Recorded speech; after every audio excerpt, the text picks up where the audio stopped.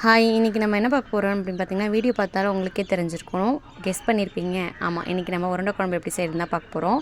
Video பார்க்கும்போதே தெரியும். உருண்டை குழம்பு வந்து ரொம்ப ஈஸியான மெத்தட் தான். ஆனால் செஞ்சு ட்ரை பண்ணி பாருங்கள். சாப்பிட்டிங்கன்னா அவ்வளோ டேஸ்ட்டாக இருக்கும். உங்களுக்கு ரொம்ப பிடிக்கும். யாருமே வேணான்னு சொல்ல மாட்டீங்க. குழந்தைங்கலேருந்து பெரியவங்க வரைக்கும் எல்லாருமே விரும்பி சாப்பிடுவீங்க.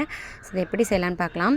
ஃபஸ்ட்டு வந்து துவரம் பருப்பையும் கடலப்பருப்பையும் ஈக்குவலான குவான்டிட்டியில் ஊற வச்சுக்கணும். அதை 2 மணி நேரம் ஊற வச்சுட்டு அதோடு நம்ம என்ன பண்ண போகிறோம்னா, கொஞ்சம் பெருஞ்சீரகம், பூண்டு, அதுக்கப்புறம் காஞ்ச மிளகாய் 3 போட்டு உப்பு போட்டு நல்லா அதை அடிச்சுக்கணும். இந்த மாதிரி பதத்துக்கு அடிச்சுட்டு இது கூட நிறைய வெங்காயம் போட்டுக்கணும்.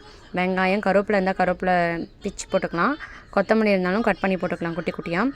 பச்சை மிளகாய் சேர்க்குறவங்க சேர்த்துக்கோங்க. ஏன்னா ஆல்ரெடி நான் வந்து காஞ்ச மிளகாய் சேர்த்துட்டேன். அதோடு நம்ம வந்து துருவின தேங்காய் போட்டுக்கணும். துருவின தேங்காய் போட்டிங்கன்னா ரொம்ப டேஸ்ட்டு கொடுக்கும்.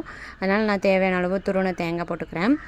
இது வந்து நம்ம வந்து கறி குழம்பு, மீன் குழம்பு இதெல்லாம் தாண்டி ஒரு டேஸ்ட் கொடுக்கும். குழந்தைங்க கூட இது வந்து விரும்பி சாப்பிடுவாங்க.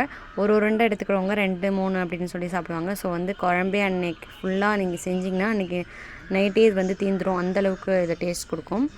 இப்போ நான் எல்லாத்தையும் போட்டு ஃபஸ்ட்டு மிக்ஸ் பண்ணிக்கிறேன். இது எல்லாத்தையும் நல்லா மிக்ஸ் பண்ணிவிட்டு நம்ம வந்து குட்டி குட்டி உருண்டையாக பிடிச்சி வச்சுக்கணும். சரிங்களா? இப்போ வந்து இந்த மாதிரி உருண்டை பிடிக்கிற பதத்துக்கு தண்ணி அதிகமாக விடக்கூடாது. இது இப்போ வந்து குழம்பு எப்படின்னு பார்த்திங்கன்னா, நார்மலாக ஒரு புளிக்குழம்பு இருக்கு இல்லையா, வெங்காயம், தக்காளி, வெந்தயம், எண்ணெய் ஊற்றி எப்போதும் போல் காரக்குழம்பு எப்படி வைப்பீங்களோ அது மாதிரி வச்சுக்கோங்க.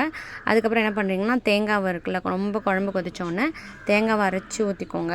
அரைச்சி ஊற்றிட்டு லாஸ்ட்டு டைமில் இந்த மாதிரி குட்டி குட்டி உருண்டையாக உங்களுக்கு எந்த சைஸுக்கு வேணுமோ அந்தந்த சைஸுக்கு நீங்கள் இந்த மாதிரி உருண்டையாக வந்து உருட்டி வச்சுக்கோங்க.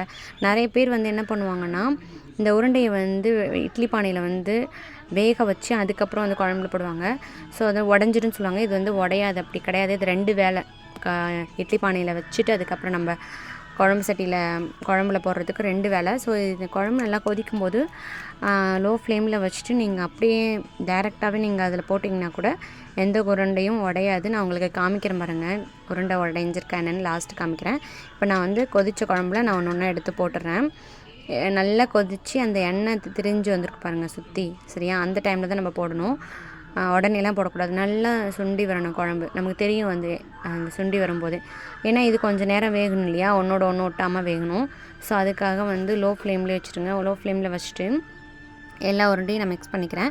மிக்ஸ் பண்ணி போட்டுட்டு லைட்டாக வந்து கிளறிடுவேங்க. லைட்டாக, அதாவது உடையாத அளவுக்கு லைட்டாக போட்டு கிளறி விட்டுட்டு லோ ஃப்ளேமில் வச்சு ஒரு 10 மினிட்ஸ் வந்து வேக வச்சுருந்திங்கன்னா அதுக்கப்புறம் நீங்கள் எடுத்து சாப்பிட்டு பாருங்கள். சுட சுட சாப்பாடுக்கு ரொம்ப அட்டகாசமாக இருக்கும். சாப்பாடோட பெஸ்ட்டு வேறு காம்பினேஷன் எதுக்கும் இல்லை.